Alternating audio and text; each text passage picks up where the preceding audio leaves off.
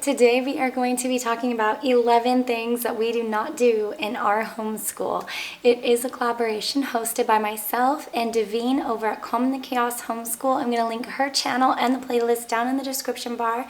So make sure that you check out the playlist of all the wonderful mamas that are going to be joining us today and see what they don't do in their homeschool.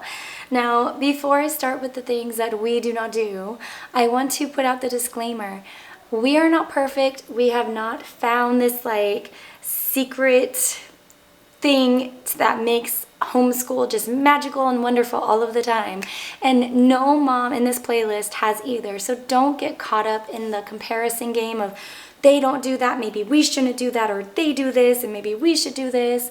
It all is just things that we found that have worked for our families, things that haven't worked that we're going to be sharing with you. And so protect your heart and mind while you watch today's videos, and let's jump into it.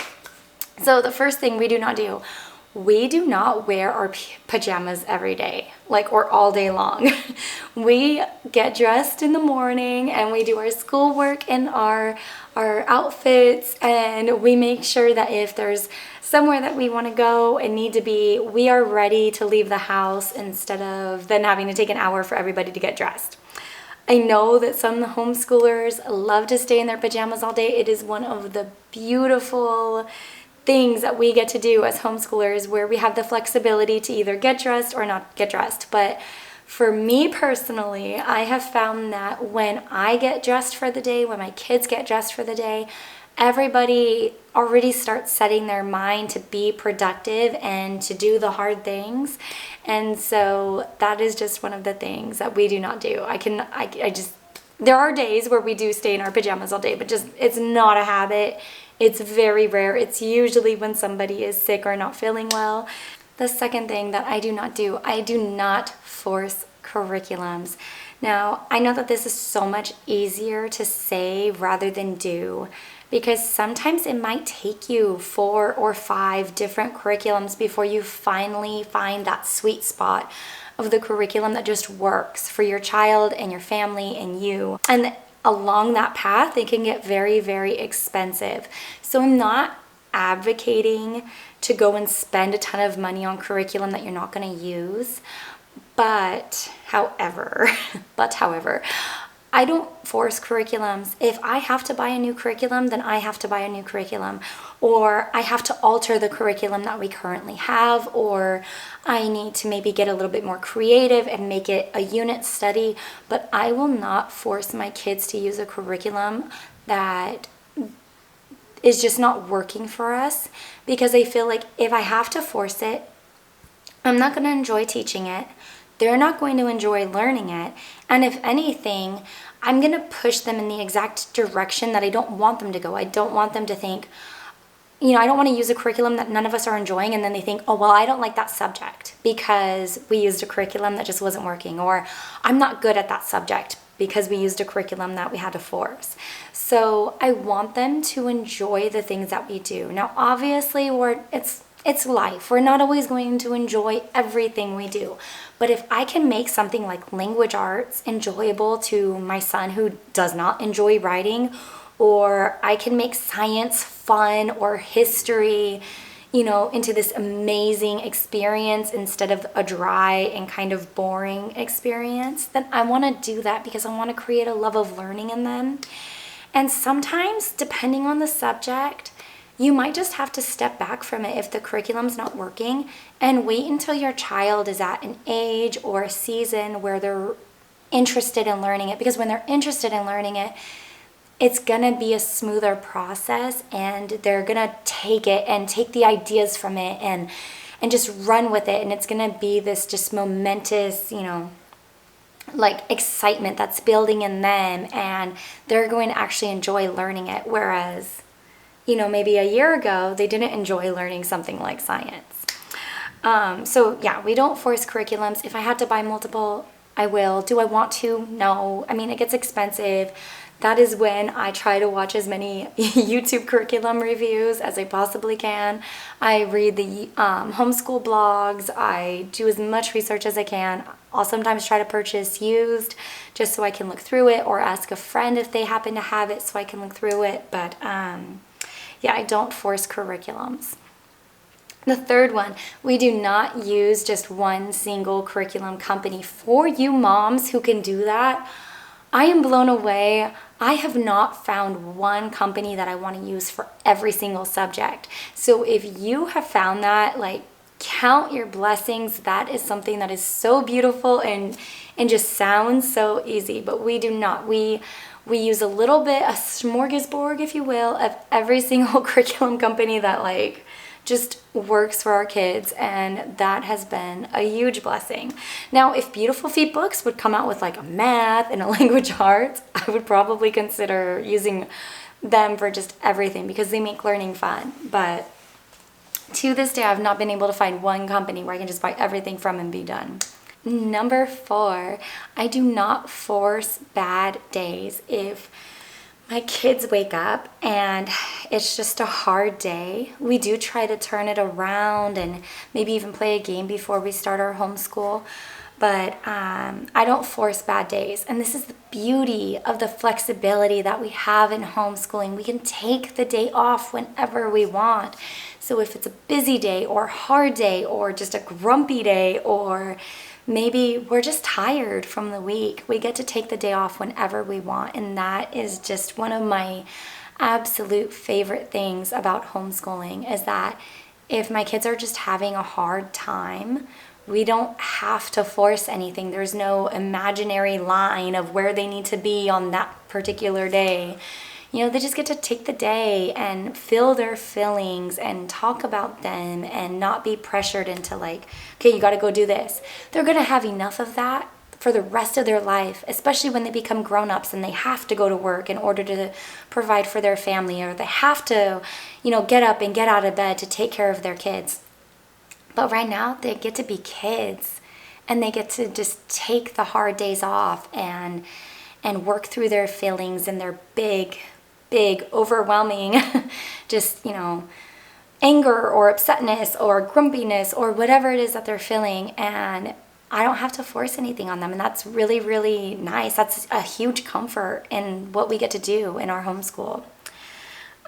Number 5, we do not go to the park, to Starbucks, or to Barnes & Noble to homeschool. And as much as I would love to do these things, and as much as I am so envious of you moms who are in that season of life where you get to go to these places and just kind of change your environment a little bit in homeschool, I can't do that with my toddler. If we tried to go to the park to homeschool, he's a runner, you guys. So like if we were to go to the park, I would spend the whole time running after him, or just trying to stop him from getting into somebody's baseball game, or stop him from running into the street. It would just be so much like stress that I wouldn't be able to focus on teaching my younger or my older kids. And it just would not be enjoyable. We would have to be stopping every 5 seconds because he is my wild child. Baby number 4, and I finally got a super wild one, you guys. But I'm so looking forward to the day where he is old enough that we can change up our environment and we can go and do those things. Right now, we'll use the backyard just to kind of keep him contained. But it'll be so nice when we get to go to those places. But right now, we don't do that because it would just be a madhouse. It would be crazy. I forget which one we're on. Maybe number 6. We don't test. Luckily, by the grace of God, we are not in a state where we are required to test our children. And I'm so grateful for that because, I don't know, testing is such a double-edged sword. Sometimes it can be a real blessing because it can tell you where your child is maybe struggling and where you might need to focus on certain things a little bit more. And other times I feel like it just adds this just unimportant weighted feeling on your child where they're expected to be at a certain level and they're expected to know certain things, and they have all these expectations on them. And like I said earlier with the bad days, our kids are going to have enough expectations on them when they graduate and they go to college, or they get their first job, or they start a family. And so right now I love the fact that we don't have to test, because they just get to learn, and it gets to be exciting, and it's not anything that they have to stress about. It's not anything that becomes a chore. It's just something that they get to enjoy, and they just get to sit in and just experience all the different things that they want to learn about without feeling the weight and the pressure that is going to come later on. Number 7, while I love to have a schedule, I am not super strict about our schedule. So there are days where we might start our day at 8. There are days where we might start our day at 11. Most of the time we're starting by at least 9 o'clock, but I'm not super strict on this just because we need to have that flexibility. Sometimes we might wake up a little later. Sometimes it might have been a challenging night with my toddler. There could be a million different things on why we're starting when we're starting, but I'm never strict about this. It's always flexible. And the same goes for when we take our breaks. So I do plan out our year at the beginning of the school year, where, we're going to take our breaks here. We're going to take the month of December off, but I'm never super strict about this. So if we have to take our break a little earlier, or if we can even push it a little later, we'll do that.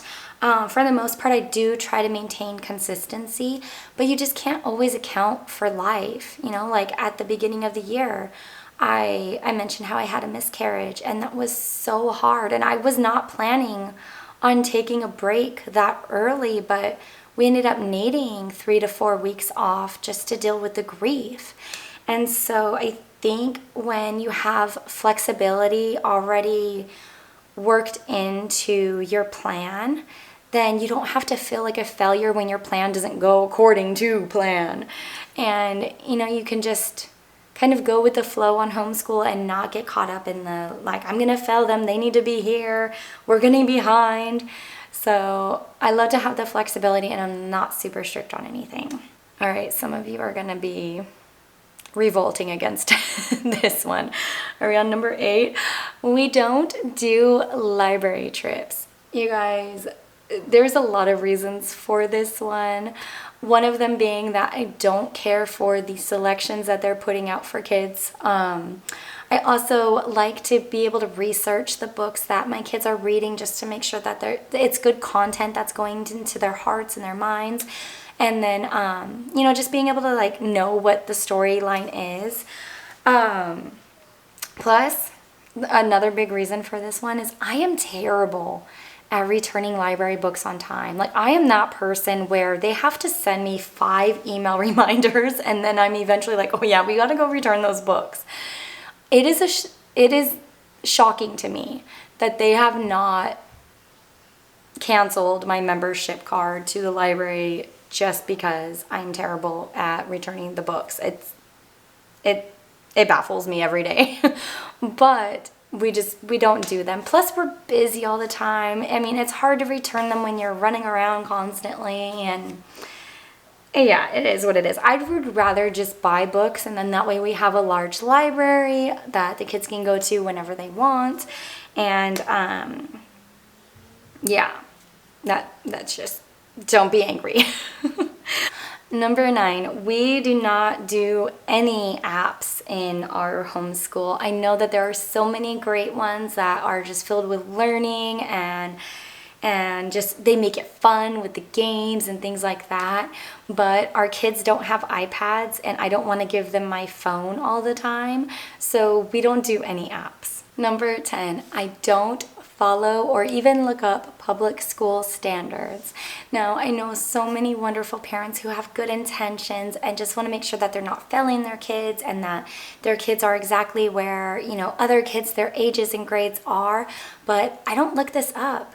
Not because I don't want my kids to be at a certain level, but because at the end of the day, I don't care. I don't want our homeschool to become or look like public school, because then what's the point of me homeschooling?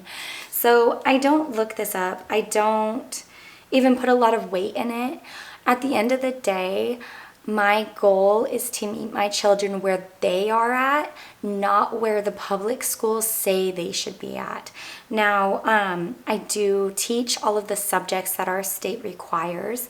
I do challenge them in different ways, but I don't get caught up in, oh, they should be able to spell and write, or spell and write. They should be able to spell all of these words, and they should be able to do math facts this fast. Eventually, whether that's this year or 2 years from now, they're gonna be able to do all of these things. And I think when you're looking up public school standards, all you're gonna do is just, run your mind and your body and your all of your good intentions ragged, because you're always gonna be trying to keep up with what the public school system is doing instead of doing what works for you and your child. The last one, and I mentioned this at the very beginning of the video, don't compare. I don't compare myself. And that's not to say that I don't get caught up and then realize what I'm doing, but overall I don't compare myself or my homeschool to anybody else's, or even my kids to other people's kids, because there's always going to be somebody who is doing more than you, but you're always going to be doing more than somebody else. So don't get caught up in comparing anything, another child's academics, or what curriculum this family is using, and all these people have really cool resources. These things are amazing. It is amazing to be introduced to new ideas and new concepts and topics and things that you can glean from other homeschoolers that might really do well in your homeschool.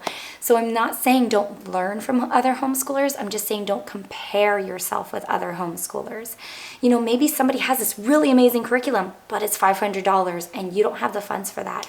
Or maybe this woman on Instagram has this aesthetically pleasing home and homeschool room, but you're like, I don't have that. So it's nothing to feel bad about. And this is one of the beautiful things about homeschooling, is that our kids don't have to go to public school where they're constantly compared to other kids and who's wearing the best clothes and who's got the newest cell phone and all of these other crazy things. So why would you do that to yourself?